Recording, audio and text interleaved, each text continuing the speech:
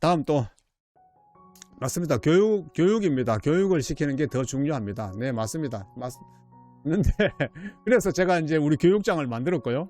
교육장을 만들어서 교육시키는 게 저도 꿈입니다. 교육에 관심이 많고요. 결국은 진짜 교육을 시켜야 돼요. 우리나라처럼 순식간에 막 바뀌었잖아요. 어제 우리 고령에 사는 김 선생님께서 댓글 올리셨는데 정말 한국이 어려운 시기, 우리 유튜브 보시는 분들 뭐 대부분 다 공감하실 겁니다. 우리가 경제적으로 우리도 밥을 못 먹던 시기가 있었잖아요. 그 시기부터 나이가 80세면 그 시기부터 지금 뭐 우리 AI 시대까지 다 사신 거잖아요. 대단히 놀라운 발전이죠. 한국은 사실 그 당시에 한국이 못 살 때 그 세네갈 뭐 저쪽에 코트디부아르 한국보다 훨씬 더 잘 살았거든요. 아프리카가. 근데 지금은 그 사람들은 아직도 그 수준이고 우리 한국이 엄청나게 성장하니까 이야기가 또 달라지는 거죠. 한국도 정말 못 살던 시대가 있었는데 어떻게 이렇게 빠르게 진짜 빠르게 경제 대국이 되었잖아요. 한국이 정말 제일 못 살던 시절에는 얼마나 한국이 못 살았으면 에티오피아가 한국을 도와주러 왔겠어요. 의식 교육 시키는 일을 집중하시면 어떨까요? 지금 그렇게 하려고 하는데요. 제가 지금 뭐 의식 교육도 선생님이 필요하잖아요. 그러니까 선생님을 구해야 되는데 선생님을 또 구하려면 또 월급도 줘야 되고요. 또 참 그것도 쉽지 않더라고요.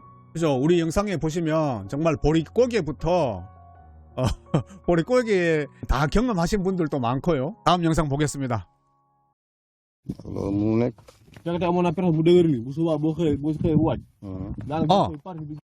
이거는 또 우리 회장님이 보내오셨네요. 회장님이 보내오셨고, 여기에는 새마을 필드입니다. 새마을 필드는 땅콩을 좀 빨리 심었어요. 모르보다 빨리 심어가지고 현재 이제 수확을 하는 중입니다. 대단하죠. 지금 5월 달에 사실 먹을 게 거의 없는데 맹겐보이는 땅콩을 수확할 수 있어요. 다른 데는 뭐 꿈도 못 꾸는 일이죠. 특히 땅콩은 세네갈이 원래 재배를 많이 하는데 그게 언제냐면 세네갈 남부지방에서 9월 달에 땅콩이 나오거든요. 5월 달에는 땅콩 자체가 안 나와요. 세네갈에는. 근데 우리 지역만 지금 나오고 있어요. 어마어마한 발전이죠. 한국을 식민 지배하러 온 사람 정도로 생각할 거고 어떻게 속내를 드러내나 지켜보고 있을 겁니다. 저를요? 식민 기억에 찌들어서 쉽지 않을 겁니다. 그거는 뭐 나라 전체로 보면 그럴 수도 있지만 저는 뭐 정말 촌 마을에 가서 저 혼자 있는데 제가 뭐 무슨 뭐 어디 호랑이 발톱을 숨기고 가는 것도 아니고요. 그렇다고 제가 뭐 무슨 뭐 큰 돈을 가지고 가는 것도 아니고요. 저 혼자 먹고 살기도 힘든데 이영리 단체를 하나 설립해서 고정 후원을 할 수 있게 해주시면 활동하시는데 도움이 되지 않을까요? 그것도 상당히 힘들더라고요. 그게 또 우리나라는 막 이 법 절차 이런 게 까다로워서 서류 내고 뭐 감사받고 이런 게 또 심하더라고요. 호주님의 창원시 낙동강 여가수가 생각나서요. 강 바로 옆에다가 파면 깊지 않아도 될 것 같은데요. 무슨 말씀이죠? 제가 이해를 잘 못하겠습니다. 포토님, 세네갈에 인터넷 다 되고 뉴스 다 보고 살아요. 네. 필리핀은 6.25 전에도 도와줌. 네. 그때 참 필리핀이 훨씬 더 잘 살았죠. 한국보다. 한국인의 순수함이 받아들이기 힘들 겁니다. 땅콩 원래 저래 낮게 자라나요? 세네갈로만 저런가? 인덕님 그 눈썰미가 대단하시네. 그거 제가 설명하겠습니다. 땅콩이 뭐 거의 바닥에 붙었죠. 사실 여기가 사막이기 때문에 땅콩이 뭐 우리나라 같으면 엄청나게 풍성하게 자라잖아요. 한 뿌리만 하나만 해도. 근데 여기는 이게 안 자라요. 높이가.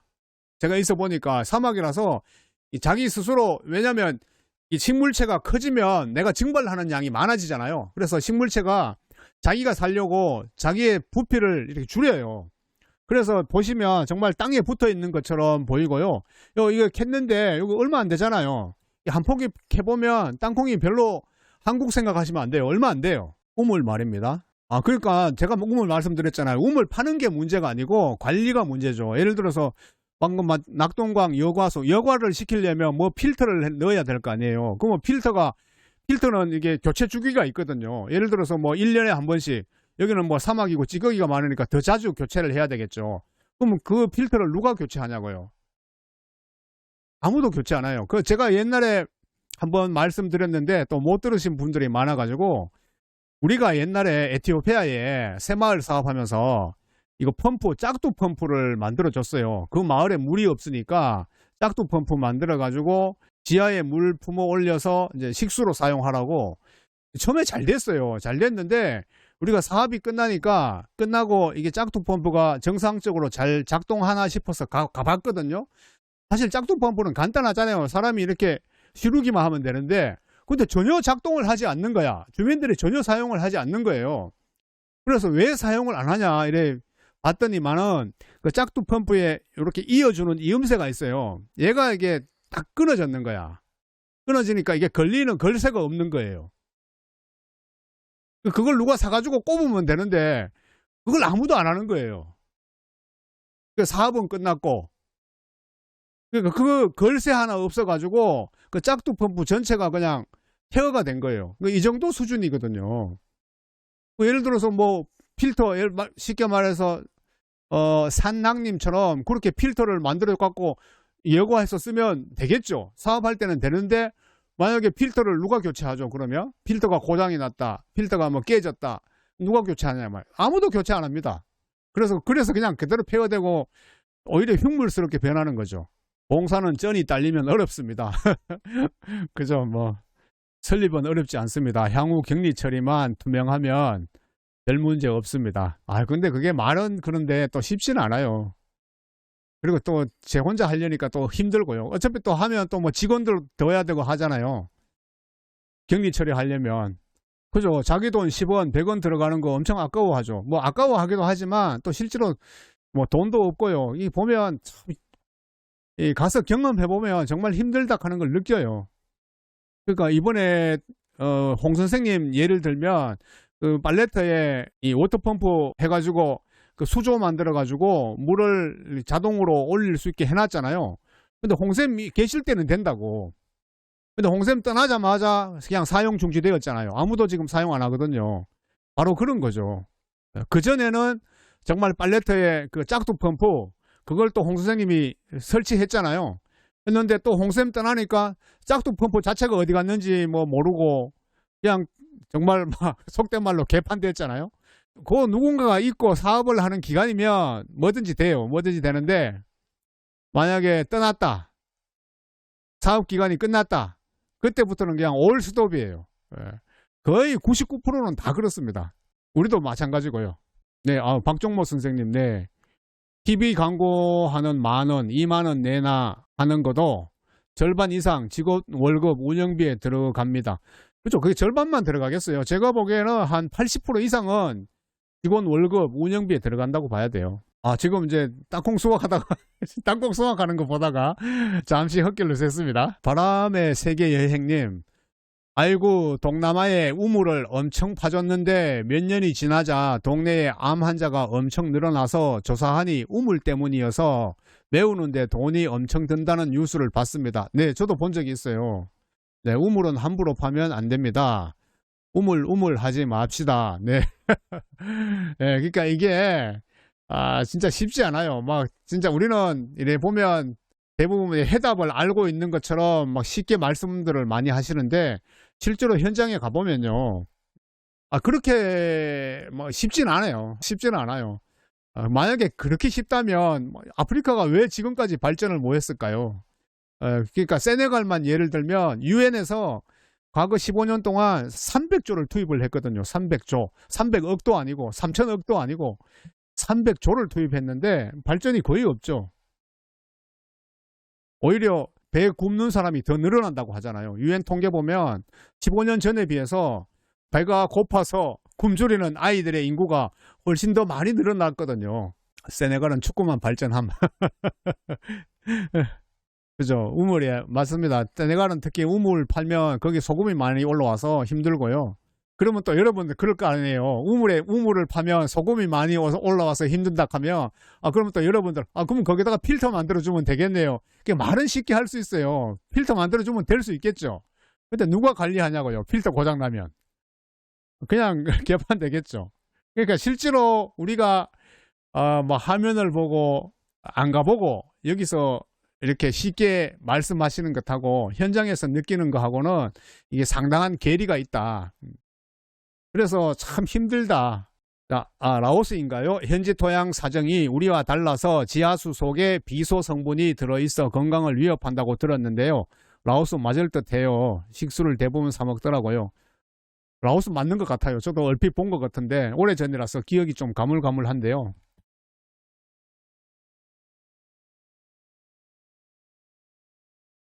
그죠? 자기가 할 게 아니라면 쉬운 게 아님. 네, 맞습니다. 진짜 조그만한 것도 여러분들이 우리 영상을 통해서 실제로 많이 보셨잖아요. 이 홍 선생님이 오셔서 그러니까 여러분들이 막 제가 이렇게 영상 보여드리면 엄청 답답하죠.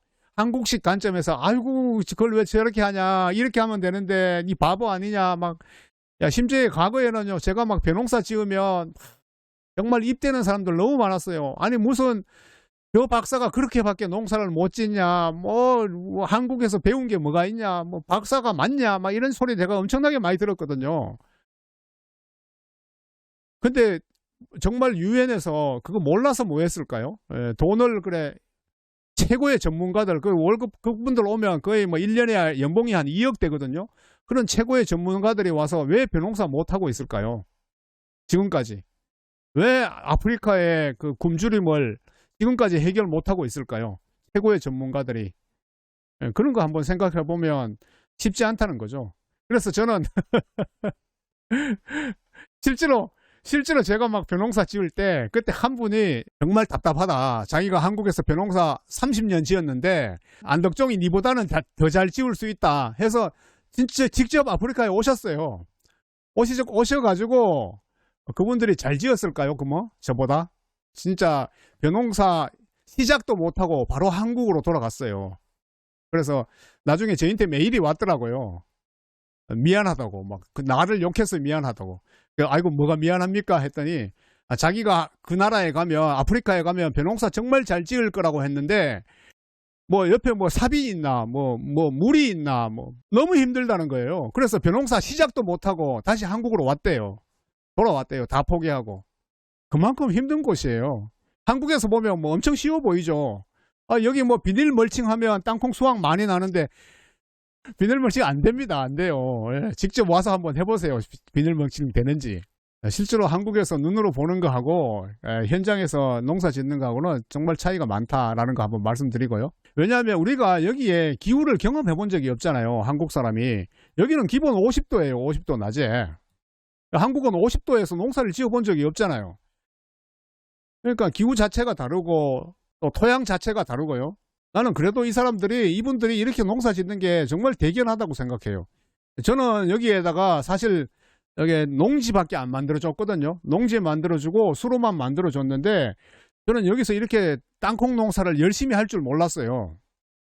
만들어주면서도 아유 이 사람들 정말 농사 제대로 짓겠나 이런 걱정이 많았는데 그래도 우리 맹겐보이 사람들은 정말 부지런해요. 이 50도 땡볕에 나와서 이렇게 보세요. 전부 막 땅콩 아닙니까 이쪽이.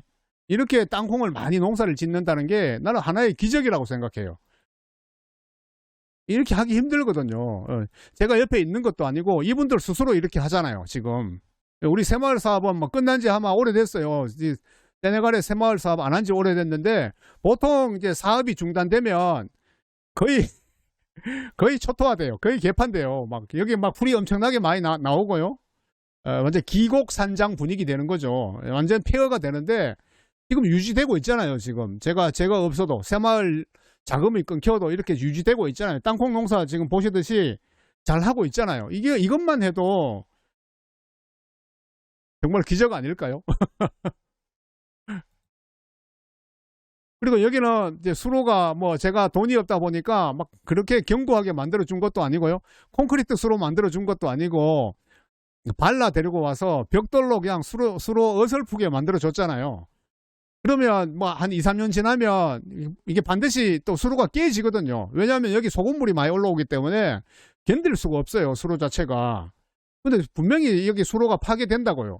근데 파괴되면 그다음부터 일 안 하죠. 물 없다고. 그럼 농사 안 짓죠. 그러면 끝나야 되는데 이게 맹겐보이는 그나마 우리 또 알리우라는 청년이 있어가지고 수로가 파괴되면 자기가 또 고쳐요. 그리고 또 뭐 마을 주민들, 새마을 회장이 와서 또 관심을 가지고 또 마을에 있는 돈을 어느 정도 또 투자해요. 수로 고치는데. 그러니까 이렇게 농사가 되는 거 아니에요. 사막에 물이 어디 있다고 이런 농사를 할 수 있겠어요. 정말 이런 거 보면 우리 새마을의 회장님이 어떤 좋은 사람이다. 좋은 지도자다라는 게 이제 볼 수 있죠. 아, 역시 우리 알리오야. 알리오 세봉! 알리오 진짜 지치지도 않고 일합니다.